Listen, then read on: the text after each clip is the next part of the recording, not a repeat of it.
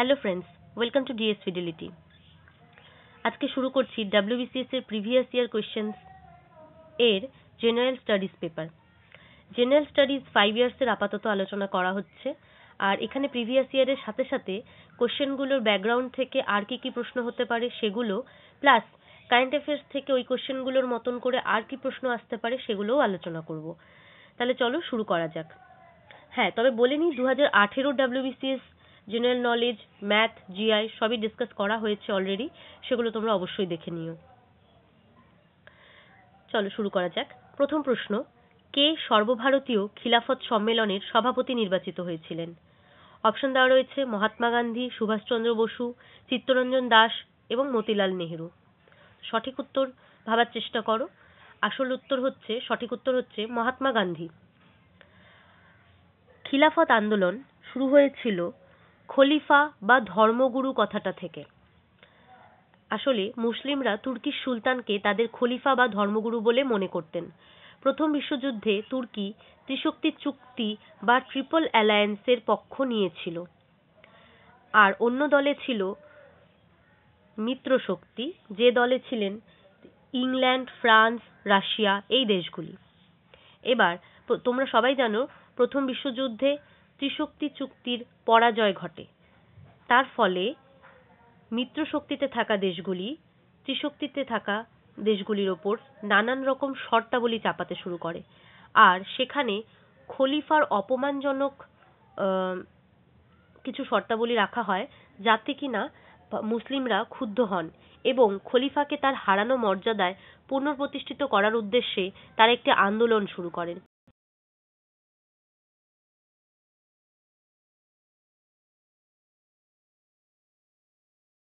ফলে হিন্দু মুসলিম ঐক্যের পথ প্রশস্ত হয়। গান্ধীজি এই আন্দোলনের সমর্থন করেছিলেন। 1920 খ্রিস্টাব্দে আন্দোলনের সূচনা হয় এবং ধীরে ধীরে অসহযোগ আন্দোলন এবং খিলাফত আন্দোলন এক হয়ে চলতে থাকে। 1922 খ্রিস্টাব্দে এটি সমাপ্ত হয়। এই আন্দোলনের প্রধান কয়েকজন নেতা ছিলেন মোহাম্মদ আলী ও শওকত আলী। এরা দুজন অবশ্য আলী ভ্রাতৃদ্বয় বা আলী ব্রাদার্স নামেও পরিচিত। এছাড়া ছিলেন মৌলানা আবুল কালাম আজাদ, সৈফুদ্দিন খিচলু।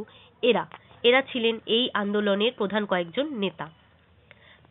পরের প্রশ্নটি হলো, কখন মাদ্রাজ রাজ্যটি আনুষ্ঠানিকভাবে তামিলনাড়ু হিসাবে নামকরণ করা হয়েছিল? অপশন দেওয়া রয়েছে 14 জানুয়ারি 1969, 4th ডিসেম্বর 1969, 27 জানুয়ারি 1969, 16th অগস্ট 1969। তো সঠিক উত্তর হচ্ছে 14 জানুয়ারি 1969।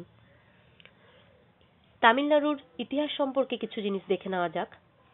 1950 সালে জানুয়ারি মাসে তামিলনাড়ু রাজ্যটি গঠিত হয়েছিল, কিন্তু তখন মাদ্রাজ রাজ্য হিসেবে পরিচিত ছিল।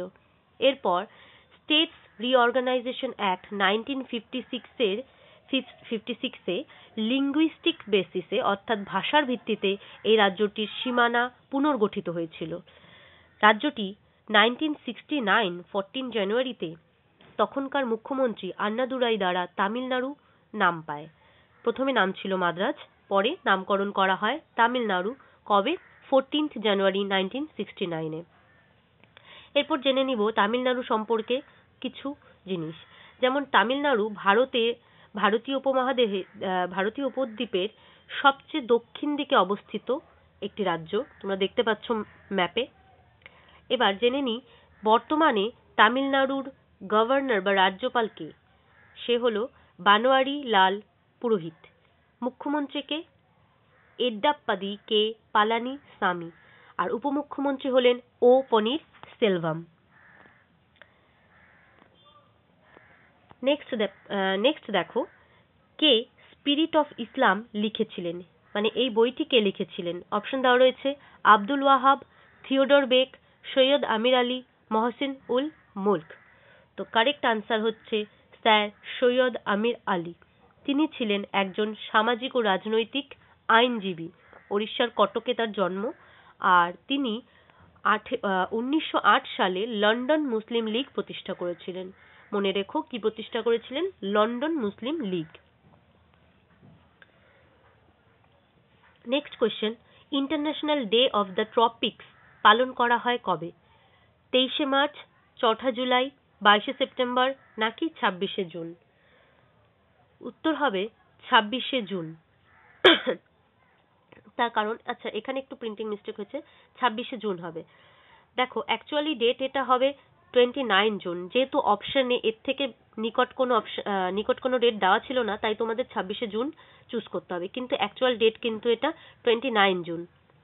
ইউনাইটেড নেশনসের অধিবেশনে 2016 সালে 29 জুনকে international day of the tropics হিসাবে পালন করার সিদ্ধান্ত নেওয়া হয়। উদ্দেশ্য ছিল গ্রীষ্মমণ্ডলীয় অঞ্চল অর্থাৎ ট্রপিক্যাল অঞ্চলে কি সমস্ত সমস্যা রয়েছে সেগুলো অ্যাড্রেস করা এবং সাস্টেনেবল ডেভেলপমেন্ট গোল অ্যাচিভ করার ক্ষেত্রে এই অঞ্চলের গুরুত্ব সম্পর্কে সচেতনতা বৃদ্ধি করা। নেক্সট কোয়েশ্চেন ছিল, কোন আইনে ভারতীয়দের শিক্ষা বিস্তারের জন্য বার্ষিক 1 লক্ষ টাকা বরাদ্দ করা হয়? অপশন দেওয়া রয়েছে, আচ্ছা এখানে এটা হবে না, অপশন দেওয়া রয়েছে 1813 খ্রিস্টাব্দের সনদ পুনর্নবীকরণ আইন, 1773 খ্রিস্টাব্দের রেগুলেটিং আইন, 1784 খ্রিস্টাব্দের পিটের ভারত শাসন আইন, 1833 খ্রিস্টাব্দে সনদ পুনর্নবীকরণ আইন। তো সঠিক উত্তরটা হচ্ছে 1813 খ্রিস্টাব্দের সনদ পুনর্নবীকরণ আইন। যদিও বাকি যে তিনটা অপশন রয়েছে, এই যে 1773 regulating act, 1784 Pitt's India act আর 1833 চার্টার অ্যাক্ট, এই অ্যাক্টগুলো প্রত্যেকটাই খুব ইম্পর্টেন্ট, তাই এগুলো সম্পর্কে একটু ডিসকাস করে নিচ্ছি ব্রিফলি। চলো দেখে নেওয়া যাক। দেখো প্রথমে আলোচনা করব রেগুলেটিং অ্যাক্ট অফ 1773 নিয়ে। ভারতে ব্রিটিশ সরকার কর্তৃক গৃহীত প্রথম পদক্ষেপ বলা যেতে পারে, মুখ্য পদক্ষেপ বলা যেতে পারে এই আইনটিকে ইস্ট ইন্ডিয়া কোম্পানিকে নিয়ন্ত্রণের জন্য। ব্রিটিশ প্রধানমন্ত্রী লর্ড নর্থের নেতৃত্বে একটি কমিটি গঠিত হয়েছিল। সেই কমিটির রিপোর্টের ভিত্তিতেই এই আইনটি প্রণয়ন করা হয়েছিল। এই আইনের মুখ্য বিষয়গুলি দেখে নেওয়া যাক। বাংলার গভর্নরকে তখন বাংলার গভর্নর জেনারেলে পরিণত করা হয়। বাংলার গভর্নর কলকাতা, বোম্বাই এবং মাদ্রাজ এই তিনটি প্রেসিডেন্সির জন্য গভর্নর জেনারেল হিসাবে মনোনীত হন। ওয়ারেন হেস্টিংস ছিলেন এরকম প্রথম গভর্নর জেনারেল, যিনি বাংলার গভর্নর থেকে বাংলার গভর্নর জেনারেল হন।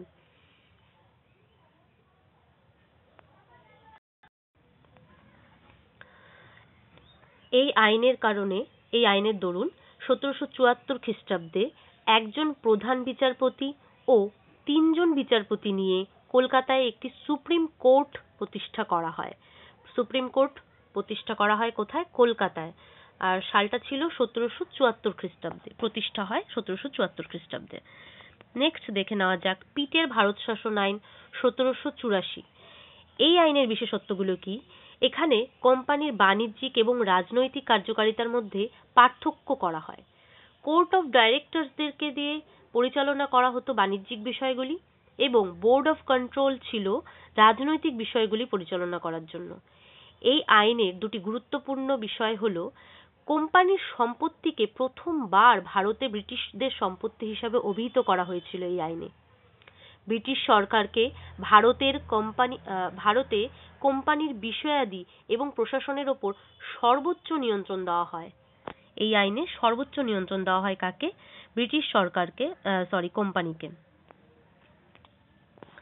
এরপর দেখে নিচ্ছি চার্টার অ্যাক্ট 1833।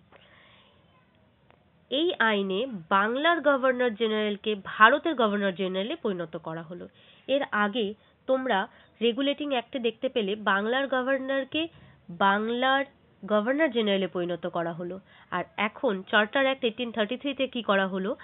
বাংলার গভর্নর জেনারেলকে সমস্ত ভারতের গভর্নর জেনারেলে পরিণত করা হলো। লর্ড উইলিয়াম বেন্টিং ছিলেন প্রথম গভর্নর জেনারেল অফ ইন্ডিয়া। এই আইনে ইস্ট ইন্ডিয়া কোম্পানির কার্যক্রম বাণিজ্যিক সংস্থা থেকে একটি নিখুঁত প্রশাসনিক সংস্থায় পরিণত করে। এছাড়া সরকারি কর্মচারী বাছাইয়ের জন্য একটি উন্মুক্ত প্রতিযোগিতা ব্যবস্থারও প্রবর্তন করেছিল এই আইন, তবে কোর্ট অফ ডিরেক্টরস এর বিরোধিতার পর তা সরিয়ে নেওয়া হয়েছিল। এবার এই তিনটে আইন থেকে একটা জিস্ট তৈরি করেছি, যেটা তোমাদের পরীক্ষাতে খুবই হেল্পফুল হবে বলে আমি মনে করি। দেখো, প্রথমে বলা হয়েছে বাংলার প্রথম গভর্নর কে ছিলেন, খুবই ইম্পর্টেন্ট, রবার্ট ক্লাইভ। এবার বাংলার শেষ গভর্নর ও প্রথম গভর্নর জেনারেল কে ছিলেন, সেটা ছিলেন ওয়ারেন হেস্টিংস। নেক্সট, বাংলার শেষ গভর্নর জেনারেল এবং ভারতের প্রথম গভর্নর জেনারেল ছিলেন উইলিয়াম বেন্টিঙ্ক। এগুলো কিন্তু আমি আগের স্লাইডেও আলোচনা করেছি। ভারতের শেষ গভর্নর জেনারেল এবং প্রথম ভাইসরয় কে ছিলেন, সেটা ছিলেন লর্ড ক্যানিং। তোমরা বলতে পারো এই প্রত্যেকটা ইনফরমেশনই কিন্তু এক্সামের জন্য খুব ইম্পর্টেন্ট, মনে রেখো। নেক্সট কোয়েশ্চেন, প্রশ্নে বলেছে গোদাবরী ও কৃষ্ণার বদ্বীপের মধ্যে অবস্থিত হ্রদের নাম কি? অপশন দিয়েছে কোলেরু হ্রদ, লোকটাক হ্রদ, চিলিকা হ্রদ, পুলিকট হ্রদ। তো উত্তর হবে কোলেরু হ্রদ। কোলেরু হ্রদ অন্ধ্রপ্রদেশে অবস্থিত, আর লোকটাক হ্রদ মণিপুরে অবস্থিত, চিলিকা ওড়িশাতে অবস্থিত, আর পুলিকট এটা অন্ধ্রপ্রদেশে অবস্থিত। তোমরা ম্যাপে দেখতে পাচ্ছ কিছু পিকচার্স রাখা হয়েছে, এখানে তোমরা দেখে নিও। এই হচ্ছে গোদাবরী এবং এই কৃষ্ণা, এই দুই নদীর মাঝেই রয়েছে কি কোলেরু হ্রদ, আর বাকি আরো কিছু ইম্পর্টেন্ট লেকস এর লোকেশন দেখানো হয়েছে। নেক্সট, বিশ্বের বৃহত্তম দুধ উৎপাদক দেশ কোনটি? অপশন রয়েছে ভারত, আমেরিকা যুক্তরাষ্ট্র, চীন, অস্ট্রেলিয়া। সঠিক উত্তর হবে ভারত। এছাড়াও মনে রেখো, দুধ ছাড়াও ডাল এবং পাট উৎপাদনে ভারত প্রথম। এছাড়া চাল, গম এবং তুলো উৎপাদনে ভারত দ্বিতীয়। নেক্সট কোয়েশ্চেন, ইংরেজরা ভারতে কোথায় তাদের প্রথম ফ্যাক্টরি বা কুঠি নির্মাণ করেছিলেন? অপশন দেওয়া রয়েছে বোম্বে, সুরাট, সুতানুটি, মাদ্রাজ। উত্তর হবে সুরাট। তারপরের প্রশ্ন, অ্যাক্ট 3 1872 কি ছিল? আচ্ছা, এখানে একটু মিস্টেক হয়েছে, এখানে একটা 1 হবে। হ্যাঁ, 1872 কি ছিল? অপশন দেওয়া রয়েছে একটি সমাজ সংস্কার আইন, জুরি আইন, রাজস্ব আইন, শাসক সংক্রান্ত আইন। উত্তর হবে সমাজ সংস্কার আইন।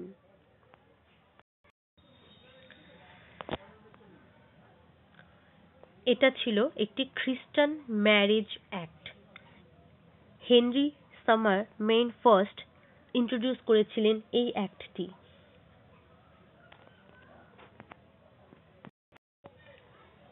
পরের প্রশ্নে বলা হয়েছে নিচের কোনটি অন্যদের থেকে আলাদা?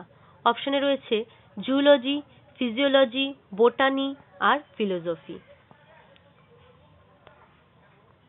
দেখো, এখানে সঠিক উত্তর হবে ফিলোসফি। ফিলোসফি কথার অর্থ হলো দর্শন শাস্ত্র, আর বাকি যে অপশনগুলো রয়েছে সেগুলো হচ্ছে প্রাণীবিদ্যা, জুলজি, ফিজিওলজি যেটা সেটা শারীরবিদ্যা, আর বোটানি যেটা সেটা হচ্ছে উদ্ভিদবিদ্যা। এই তিনটেই কি একটা মানে তোমরা বলতে পারো জীব বা প্রাণীদের নিয়ে অধ্যয়ন, সেক্ষেত্রে তোমরা বলতে পারো দর্শনশাস্ত্র এদের থেকে আলাদা। নেক্সট, কে অ্যাংলো বেদিক কলেজ প্রতিষ্ঠা করেছিলেন? অপশন দেওয়া রয়েছে দয়ানন্দ সরস্বতী, লালা হরদয়াল, আত্মারাম পাণ্ডুরঙ্গ, মহাদেব গোবিন্দ রানাডে। সঠিক উত্তর হবে লালা হংসরাজ। অ্যাকচুয়ালি এখানে একটু ভুল হয়েছে, এটা লালা হরদয়াল নয়, অপশনে ছিল লালা হংসরাজ। এটা কি হবে? লালা হংসরাজ। ওকে, তো উত্তর হবে লালা হংসরাজ। তিনি 1886 সালে লাহোরে দয়ানন্দ অ্যাংলো বেদিক কলেজও প্রতিষ্ঠা করেছিলেন। আর এটার দয়ানন্দ অ্যাংলো বেদিক কলেজ প্রতিষ্ঠা করেছিলেন, এটাকেই অ্যাংলো বেদিক কলেজ বলা হয়েছে এখানে। আর এর উদ্দেশ্য ছিল ভারতে পাশ্চাত্য শিক্ষার প্রসার ঘটানো। নেক্সট, দীনবন্ধু মিত্রের রচিত নীলদর্পণ গ্রন্থটি কোন শ্রেণীর ওপর নিপীড়নের বর্ণনা করা হয়েছে? দীনবন্ধু মিত্র রচিত নীলদর্পণ গ্রন্থটিতে কোন শ্রেণীর ওপর নিপীড়নের বর্ণনা আছে? অপশন দিয়েছে বাংলার কারিগর, নীল চাষী, ভূমিহীন মজুর, নাকি উপরোক্ত প্রতিটি শ্রেণীরই। উত্তর হবে নীল চাষীদের। তিনি একজন নাট্যকার ছিলেন, বাংলার বিশিষ্ট নাট্যকারও ছিলেন। এবার বলা হয়েছে খোদা-ই-খিদমতগার দলের প্রতিষ্ঠাতা কে ছিলেন? অপশন দিয়েছে আব্বাস তায়েবজি, খান আব্দুল গফফর খান, মৌলানা আজাদ, ডক্টর আনসারী। উত্তর হবে খান আব্দুল গফফর খান। খুদাই-খিদমতগার এর আরেকটা নাম ছিল লাল কুর্তা বাহিনী। এটি একটি অহিংস সংগঠন ছিল।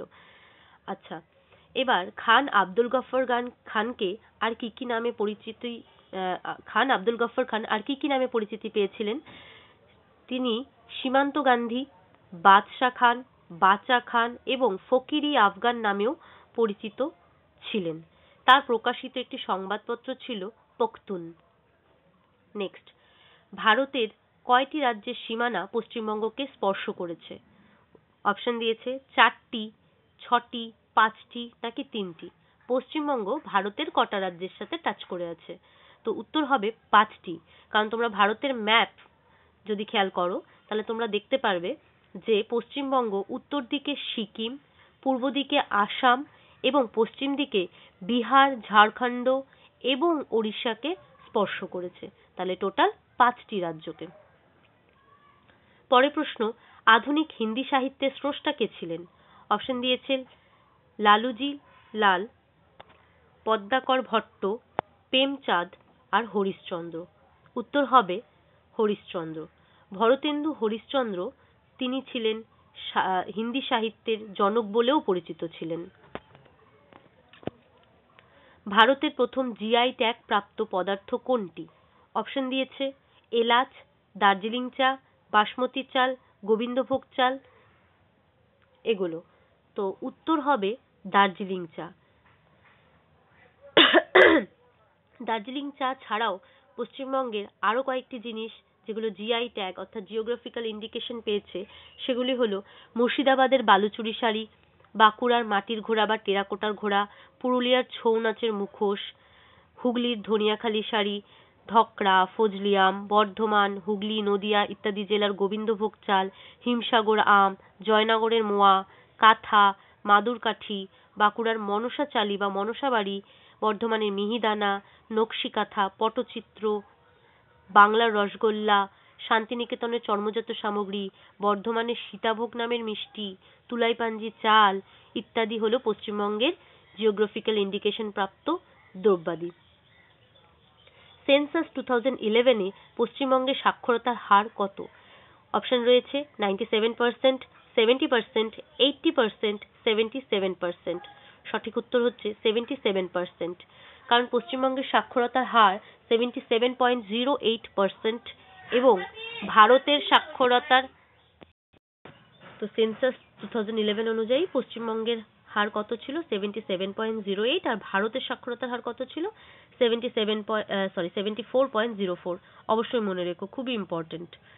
নেক্সট কোয়েশ্চেন, কোন উপজাতি ভাষাকে পশ্চিমবঙ্গে সরকারি মর্যাদা দেওয়া হয়েছে এবং ইউনেস্কোর দ্বারা বিপন্ন হিসেবে বিবেচিত হয়েছে? অপশন ছিল সাঁওতালি ভাষা, কুরুখ ভাষা, কুরমালি ভাষা আর হচ্ছে সদ্রি ভাষা। তো উত্তর হবে কুরুখ ভাষা। এটা ওরাও ভাষা নামেও পরিচিত। ভারতীয় টাকা যখন আমেরিকার ডলারের তুলনায় ডেপ্রিসিয়েট করে তখন কি হয় সেটা তোমাদের বলতে হবে। নেক্সট কোশ্চেন এটাই ছিল। তো অপশনে দেওয়া রয়েছে, আচ্ছা কোশ্চেনে কি বলা হয়েছিল? ভারতীয় টাকা যখন আমেরিকার ডলারের তুলনায় ডেপ্রিসিয়েট করে তখন কি বুঝতে হবে? অপশন 1, আমাদের রপ্তানি সস্তাতর ও আমদানির দাম বাড়ে। অপশন 2, আমদানি সস্তাতর, রপ্তানির দাম বাড়ে। 3, আমদানি ও রপ্তানি দুয়েরই দাম বাড়ে। নাম্বার 4, আমদানি ও রপ্তানির ওপর কোনো প্রভাব পড়ে না। তো উত্তর এখানে তোমাদের বলতে হবে যে রপ্তানি সস্তাতর আর